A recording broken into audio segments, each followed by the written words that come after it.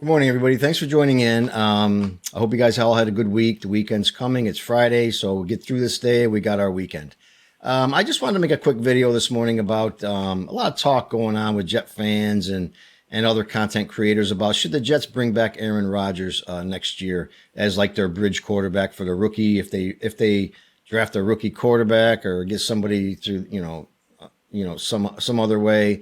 Everybody kind of that watches my videos knows my feeling on this. I don't think so. I've been saying it for a while now. It looks like the Rodgers experiment just hasn't worked out. But there's a lot of talk about it. I mean, I'm assuming it's because he had one good game last week and the Jets still lost. But I mean, he had a decent game, of course. But now all of a sudden we're talking about bringing Rodgers back when a couple of weeks ago they wanted to run him out of town. So, I just want to make this quick video this morning about it and tell you the reasons why I think the Jets should just cut their losses and move on. Now, I took some notes down, so I don't normally read from notes. I just kind of really wing it. But this time, especially when it came to the cap hit and the contract numbers, I want to at least jot something down so I could read it. So here's the first and the most, probably in my opinion, the most important reason why the Jets should just move on. Now, Rodgers is signed for 2025. He has 4 voided years through 2029, but there's no guaranteed money remaining in his deal this next year, that means. So if Rodgers doesn't play for the Jets in 2025, if he's cut or retires, the Jets have a $49 million dead cap charge, which is an accumulation of prorated bonuses from the past years. That's a substantial cap hit. It's more than double his cap charge if he's on the roster, which would be $23.5 million next year. The $49 million can be spread over 2 years by designating him a post-June 1st cut, which would mean $14 million in 2025 and $35 million in 2026. Now, for long-term planning purposes, it would make sense to absorb the full cap hit next year, and that would create some cap flexibility for the future to just get out of it, do it.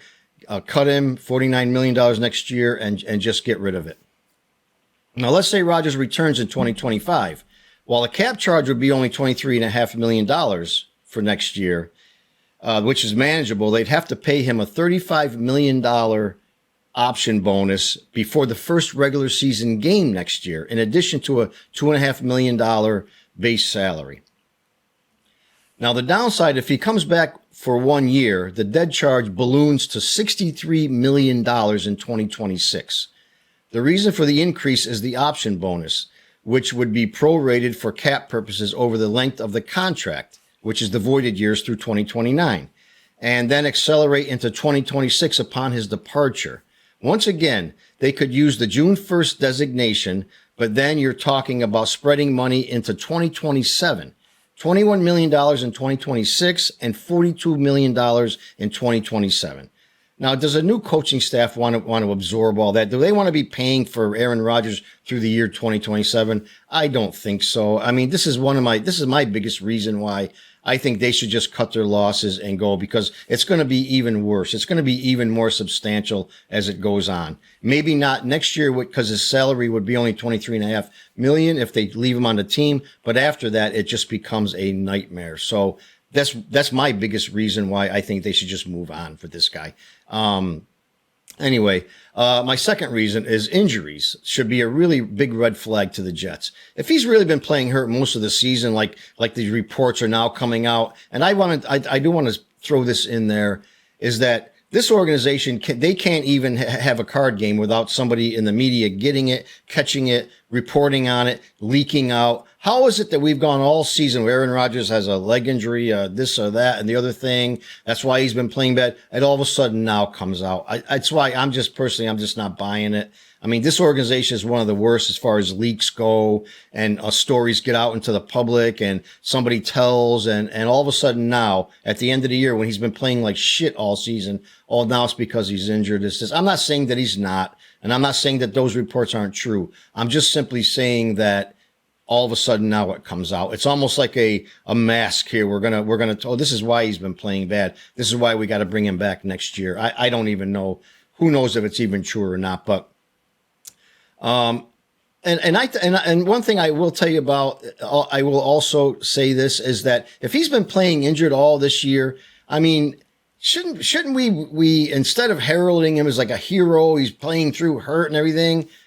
This did nothing to help the team. It did nothing to help him. The guy is near football retirement age. Should you be playing hurt? Do you really think that you playing hurt?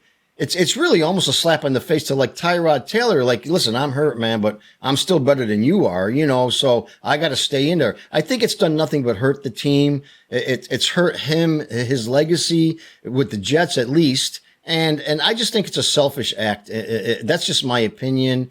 I don't think that's helped anybody at all for him to decide. And I'm sure he's decided it, if in fact he was hurt, that he's going to play regardless.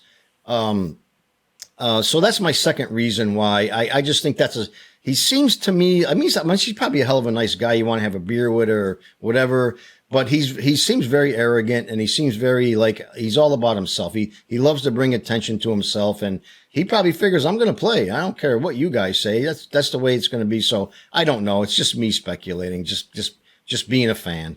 My third reason is that something that I think we all see every game is his leadership. To me, should be a concern. I see a guy on the sideline who mopes around. He sits on the bench with a towel over his head when things are going bad. I just don't see that fiery guy like a Brady or a Manning that used to go up and down the sidelines when things were rough, trying to get all the players back focused and positive and we can win this game. Don't worry about it. I see a guy who gets excited when he throws a touchdown pass, but I also see a guy who more so than not sits on the sideline, mopes around. He has this depressing kind of cloud thing around. Now I don't know what he's like in practices. I don't know. Maybe he's a pistol in the meeting rooms. I don't know. I just know from a fan's aspect what we see on the field is a guy who just sits down and he just doesn't seem to be leading anybody. And that to me is a gigantic concern. I just don't see it. And I don't know how does this look to the younger players? I just don't know. They're not going to say anything now. Garrett Wilson's going to say what a great guy he is. And of course they're going to say all that. They have to. What are they going to say? This guy, he just mopes around all. They're not going to say that.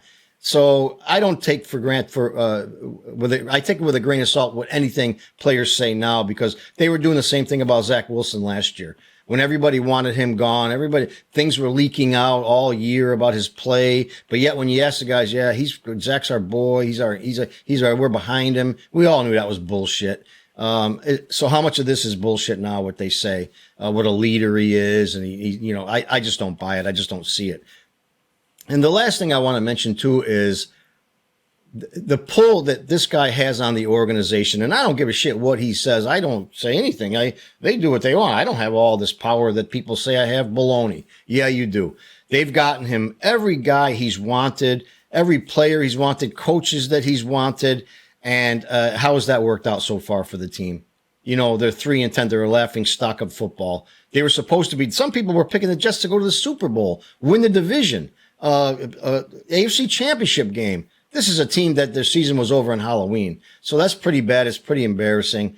To me, that's another red flag. And the reason why is because can you imagine being a new coach? Like the Jets really want to get Mike Vrabel or whoever they bring in. That doesn't matter. John Gruden, whoever they bring in, whoever comes in. Do you think he's going to come in and the owner's going to say, listen, here's the deal. You can coach the team, but Aaron Rodgers stays. And the new general manager comes in and goes, hey, what's up? In his interview, before we start interviewing you, I just want to make it clear that Aaron Rodgers ain't going nowhere.